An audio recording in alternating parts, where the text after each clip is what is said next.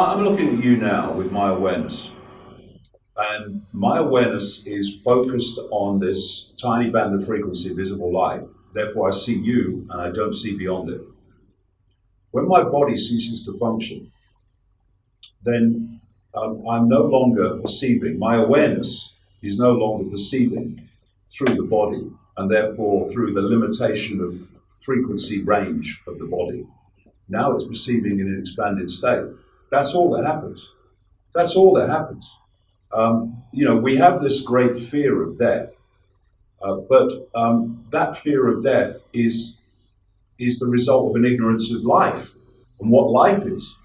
When we realize we are awareness, indestructible, eternal awareness, state of being aware, then there is no death. Does the body cease to function and we call it death? Yes, of course. But, would you want to stay here forever?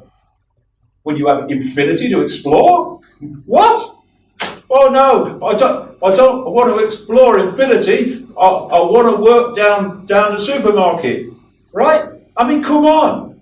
So, but because we have this fear of the unknown, which by suppressing the knowledge of life and the knowledge of who we really are, you create this situation where, because of the fear of what happens when the body ceases to function, what we call death, people are terrified of it. What will God say if they believe in religion? Or, I'm just going to cease to exist if they believe in mainstream science. And both, for me, are complete illusions. We are a state of awareness.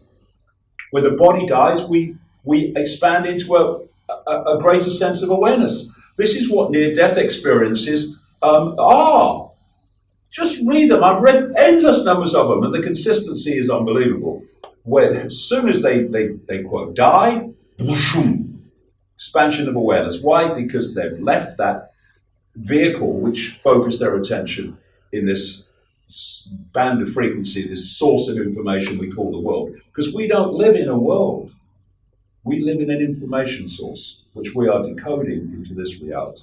And what I've found fascinating on this World Speaking Tour is that I created and set out the presentation first of all in 2 events in England in June. And as I've gone around the world, I keep seeing mainstream newspaper stories and media stories from mainstream science and other sources that are confirming that what's said in the presentation is actually true. What I've been saying, for instance, one of the endless things that have been more and more confirmed through mainstream sources, and people think that's credible, is that everything is a state of awareness. That what we're looking at is one infinite awareness, which takes multiple forms. My expression of infinite awareness is looking at you now. Your expression of the same infinite awareness is looking back at me. And thus, it's not just humans that are awareness. So is everything.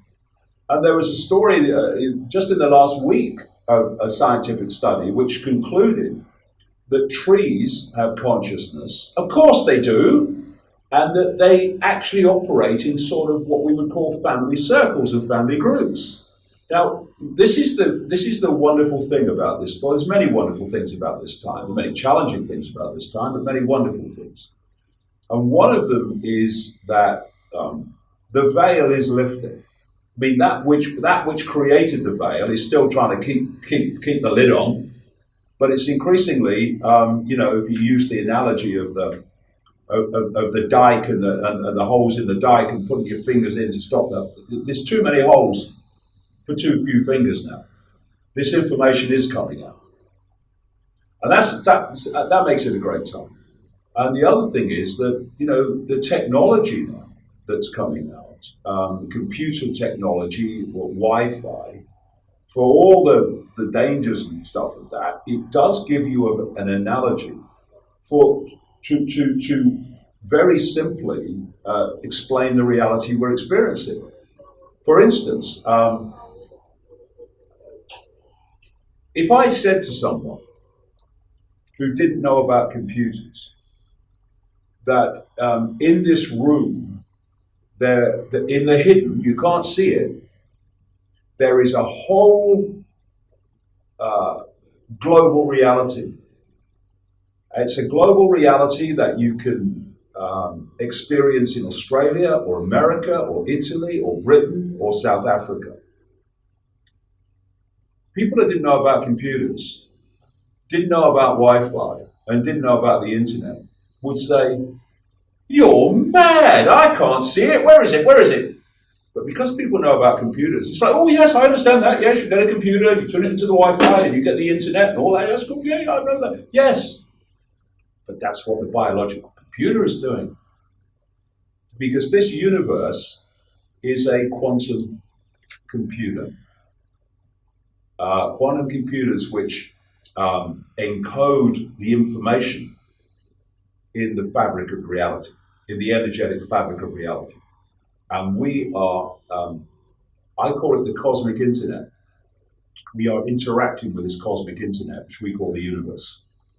And if you have a narrow perception of possibility and a narrow band of awareness, not because you can't have a massive band of awareness, but you've chosen to believe in little me and phantom self, so you have a small band of awareness, you are going to interact with that quantum computer, i.e. possibility, in a very narrow band.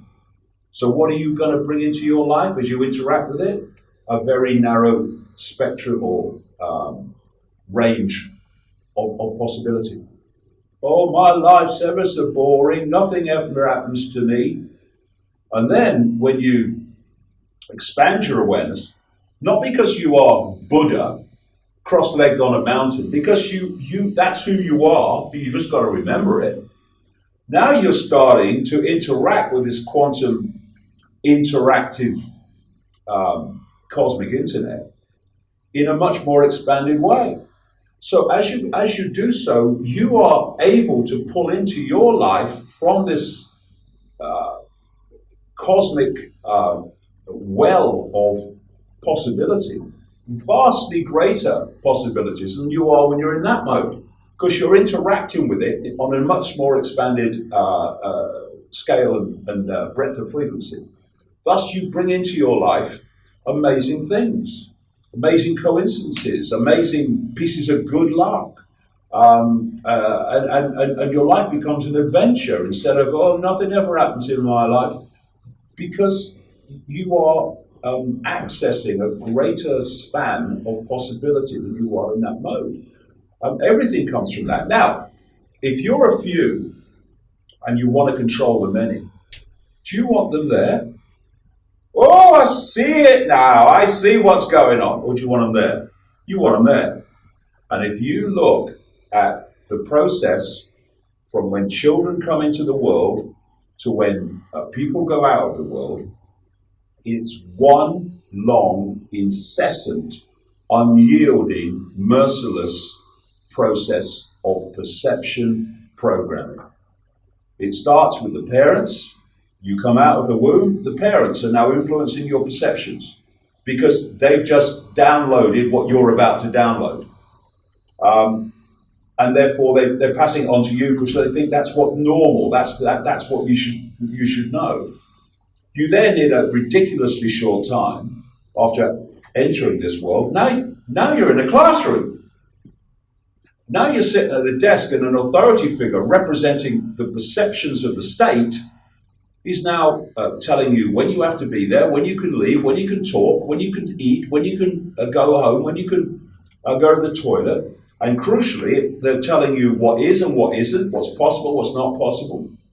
And they're giving you a perception of reality that's coming from the state. You then go through all your formative years into higher education, constantly, day after day after day, downloading the version of reality that the state has decided is reality. Actually, the state has decided at the real deep, deep, deep in the shadows level, the perception of reality that will keep you in line so that they can control the show. You then go out from your education period, all your formative years, and you go, say, into the institutions of politics, of law, of journalism, of science, of medicine, of the corporations, all these things. And you take with you that core programming of reality.